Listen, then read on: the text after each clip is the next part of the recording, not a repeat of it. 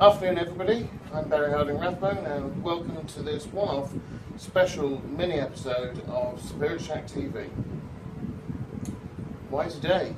Well, this afternoon our Prime Minister announced to the British public that she, Theresa May, had signed off on a very controversial plan to develop a nuclear power refinery station, whatever the correct term is, at Hinkley in the southwest of our beautiful, beautiful rural countryside. And it is controversial.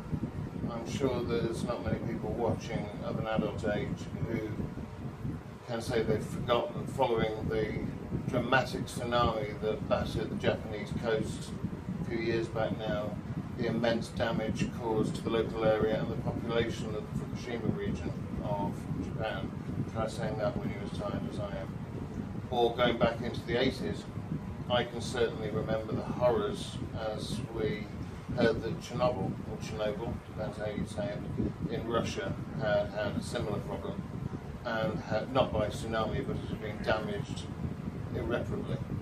And the damage to the plant was bad enough, and the cost in economic terms was disastrous for the Russian regional government, in fact the state government as well. But the cost in terms of human and animal suffering and misery was immeasurable. And that is why Hinkley is such a controversial issue here and now. We're in the 21st century, we're looking for ways to improve our environment, not potentially damage it. And I'm afraid at this once-in-a-generation building plan, however it's going to help our communities by provision of supposedly cleaner and more economic energy over a couple of centuries, 3 or 4 centuries, who knows how long it will last. The downside of that is one tsunami, one accident, one very tired worker pressing the wrong button, and the damage will be unimaginable. There are many of us who think that life is more important than cheap energy, and that there are more important reasons as to why we are here and what we're supposed to be doing. We are stewards of this beautiful creation, this planet we call Earth. We don't own it. It's not ours to play with as if it's a great big bouncy ball in the sky. And we can't play with human and animal lives, or the lives, indeed, of the flora and fauna of the planet as well. And we are potentially risking all those things and the safety of millions and millions of people and animals and things that don't need to be put into this dangerous position. What's it got to do with spiritualism, I hear you ask? Well, spiritualism has had a long connection with being a voice for the voiceless, a home for the homeless, and a place where science and religious philosophy can meet together and do something proactive. But what we need to do first of all is, through our 7 principles of spiritualism, is concentrate just for a moment on that 5th principle, which is personal responsibility. We are responsible, my friends, for everything that we do, everything that we think, and everything we invest our time and connections with. And if this plant goes ahead, then I pray to God that it will be safe. I know they'll put everything in place to make it so, but we are responsible for saving this planet, for this generation certainly, but for our children, children's children, and way into the future. There have been many great teachers of spiritualist philosophy, and I'm sure one of the most famous within spiritualist circles is Silverbirch. Given a Native American Indian identity for ease of recognition, one that he presented himself. His teachings have been catalogued for decades now. since he first spoke through his medium in circles and development circles, where in the start of the 20th century, in the blossoming days of that young modern movement, the emphasis was much more on philosophy and on the importance on how we as human beings, well, spirits in human bodies, can take a proactive part in making our world a better place. I just want to read you briefly a small extract from this book, which is an anthology of Silver Birch's pronouncements on many different topics. He was asked questions in these circles, and you see I have no expenses spared, my Tesco Club Card vouchers as a bookmark. And in this book, Lift Up Your Hearts, under the section, The Vista is Dazzling, I will read you this, but as I'm getting old, I need the old radar bins on my eyes to help me read. Young people's points of view were always on the agenda when Silver Birch was questioned. And 4 members of the now disbanded Psychic Youth Group asked a composite first question. Many young people like ourselves, the young lady said, are seeking truth. We want a better world in which to bring up our children. Why must man kill and maim his brother? Why must the woman hate those of a different race or creed? Why is there so little love and respect in and for the world? We're talking here in the 1920s and 30s. This was just after the end of what was seen to be the war to end all wars, the Great War, as they called it for that time. We now, of course, recall as World War I. Why must he hate those of a different race or creed when he kills and maims his brother, or she, her sister? Why is there so little love in the world? We want peace on earth now, but when and how will it come? How can we succeed where our older and so-called wiser relatives and forebears have failed so far?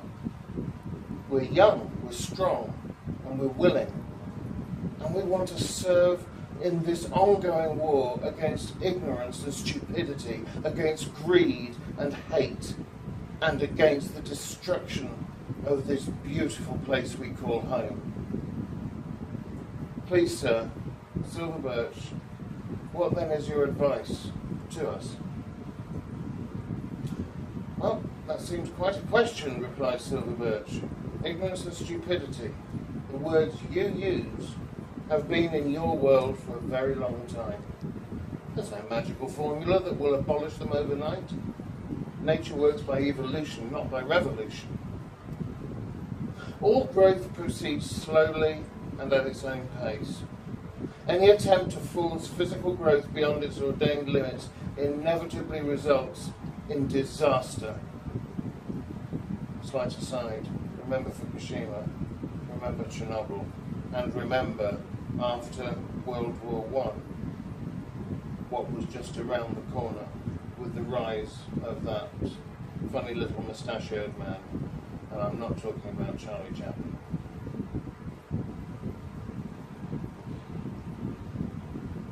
Similarly, any attempt to accelerate spiritual growth must assuredly fail as much as physical growth likewise. I say this in no spirit of pessimism or downheartedness. I know that all those who have been permitted to catch a glimpse of spiritual divine truth must remain optimistic on your side of life. They realise that man and woman, however foolish or reckless they may be, have imposed on themselves restrictions. They're subject to material laws and to natural laws, more importantly, and over the latter they have no control. There's no instantaneous panacea of wonder that we offer.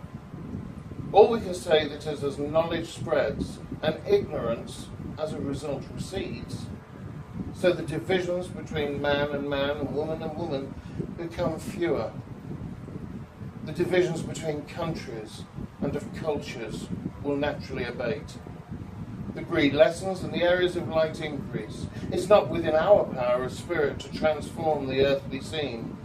All we can do is guide you into thinking and accepting your personal responsibility to do what is right, to do what is good, and what will ultimately bring forward a time of blessed peace and joy on this God-given home you call earth.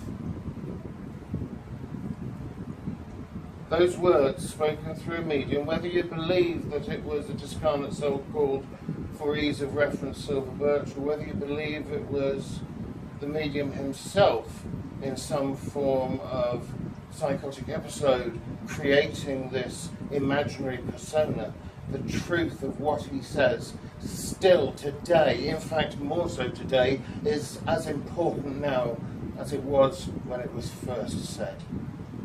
In our 7 principles, you know, my friends, we have what's called personal responsibility at number 5, and here is just a quick rundown of those 7 principles, and we will be looking at those at another point in another mini-series. However, personal responsibility. You and I have ultimately responsibility for every action we undertake, and also, and this is so important to grasp, especially at this time when wars are growing and growing, when man is hating man, when Al-Qaeda is replaced by the so-called Islamic State, where untrained, non-political beings are standing to be leaders of their country, be it America, Ethiopia, or Tin Pot Little County in the UK. We all have personal responsibility for our actions, but my friends, take note as we look at our potential future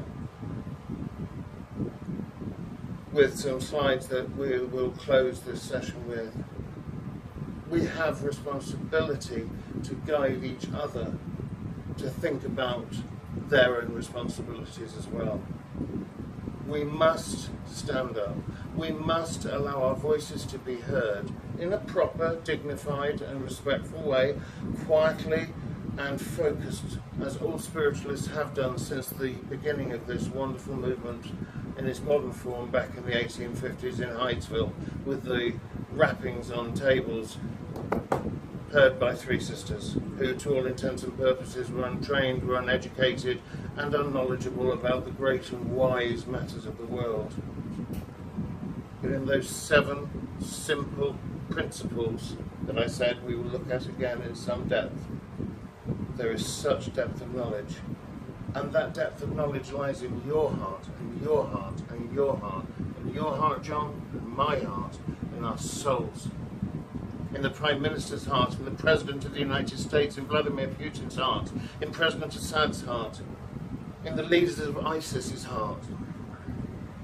It's about time we encouraged everybody who hasn't yet done so to take a massive leap forward. Prime Minister went on about this great technological advance that is going to bring clean and efficient energy for our nation and our neighbours at a reduced cost for many, many, many decades to come. And we must rejoice at this technical wizardry. What we should be rejoicing at is every day when one person finally accepts that they have responsibility to take part and to make sure that the right thing is done that will benefit each and every one of us. I hope and I pray that this decision will not prove negative, and I know that the whole of the spirit world will draw around us, as hopefully you agree with me. Part of that decision, part of that future lies in your hands and in my hands. So let us link hands, go out into the world and make it a better place for you and for me. Q. Michael.